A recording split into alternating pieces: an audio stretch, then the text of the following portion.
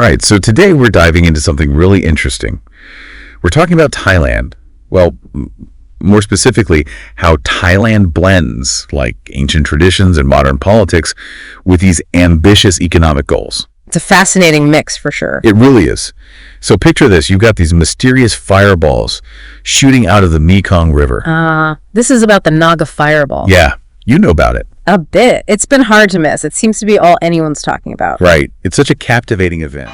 Okay, so it's the night of the full moon, and not just any full moon, a super full moon, in Nong Khai, Thailand. I'm already hooked. Go on. People are gathered along the Mekong River, and there's this palpable sense of anticipation in the air. I bet. Waiting for those fireballs to erupt from the water. Exactly. And suddenly these glowing reddish orbs, they just shoot up from the water, almost silently, and then vanish just as quickly as they appeared. It's no wonder people are fascinated. And the fact that it's tied to the Naga, those mythical serpent-like beings, just adds another layer to it. Yeah. It's like something straight out of a legend. Right. And those legends are a powerful force, especially in cultures where they're so deeply ingrained. So this year, Prime Minister Paetongtarn Shinawatra decided to visit Nong Khai during this incredible event. It wasn't just a coincidence, right? Oh, absolutely not. Her visit is a textbook example of what we call soft power in international relations. Soft power. Yeah, it's about a country, projecting a positive image out to the rest of the world through things like their culture, their values, even tourism, really anything that kind of shows them in a good light all to gain. Okay, so how does the Prime Minister and her visit play into all of this? Well, for starters, she chose to wear a very specific, very locally significant outfit for the occasion. I was wondering about that. I heard it was quite a statement. It was a silver fan thung with, get this, a Naga design.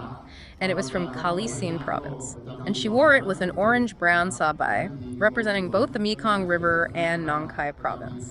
Wow, talk about a power move. She's showcasing the heart of Thailand, especially the Aizan region.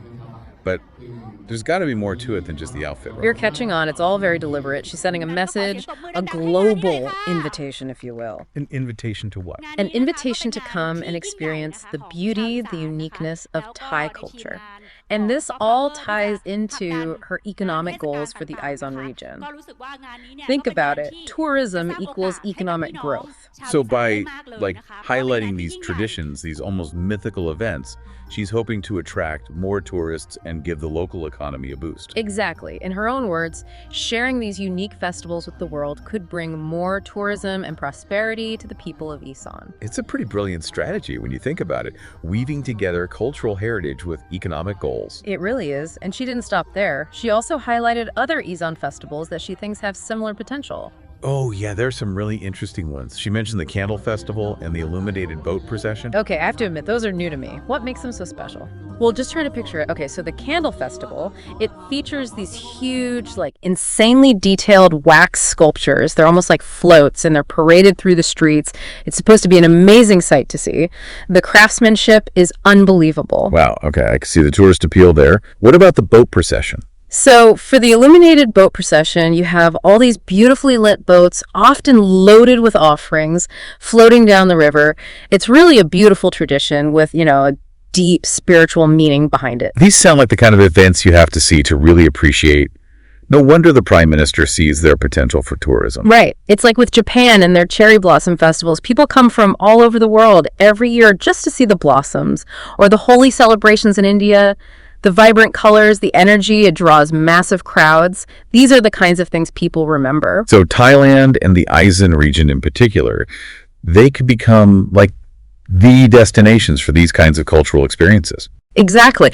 And here's where things get even more interesting. This goes beyond just attracting tourists. The Prime Minister is also looking at ways to really elevate local products, showcase them to the world. Now that you mention it, I do remember reading something about her focus on OTRP goods. For anyone who doesn't know, those are those one-of-a-kind, locally made products, right? Yes. Things like beautiful silks, handcrafted pottery, unique local foods, all those items that are infused with Thai heritage. Okay, so I'm seeing the connection she's making here. Draw the tourists in with these incredible festivals, get them engaged with the local culture, and suddenly those OTRP goods, they're more than just souvenirs. They become tangible pieces of the experience the tourists are taking home with them. You've got it. And that's the genius of the strategy. It's not just about increasing tourism. It's about cultivating a new kind of tourist, one that's looking for something authentic, something that lets them really connect with Thai culture. And by introducing these local products to a global audience, the artisans, the communities who make them, that opens up so many opportunities. But just how far is she willing to take this? She's aiming high. Prime Minister Shinawatra, she envisions these OTOP goods, which are already imbued with Thai artistry and tradition. She wants them to be mentioned in the same breath as those big luxury brands. Well, wait, you're talking like Louis Vuitton, Gucci, Burberry. That's exactly what I'm talking about. Wow, that's a bold goal. To go from local festivals to rivaling global fashion giants, I mean, it seems almost unimaginable. It's definitely ambitious, but listen, it's about changing how we see things. Right now, when we think luxury, we think high-end European fashion houses, brands with, centuries of history behind them? But what if, and just hear me out, what if that changed? What if suddenly the world saw Thai silk, handmade using traditions passed down for generations, as just as luxurious, just as desirable as anything else out there? I've never thought about it like that. So it's not about competing in that luxury market, it's about redefining it.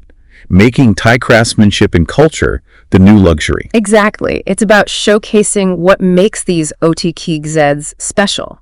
They're not just products, they represent Thai culture, each piece with its own unique story. And in a world that's increasingly searching for authentic experiences that go deeper than what you see on the surface, that's a really powerful message. It's like those OTT goods become part of the experience the Prime Minister is trying to create. People come for these incredible festivals, really immerse themselves in the culture, and then leave with a piece of that culture, a piece of Thailand, in the form of these handcrafted items. And because they've had that real, genuine experience, because they've connected with the culture on a deeper level, those OTP goods mean even more. They become more than just an item. They're like a reminder of something special. Wow.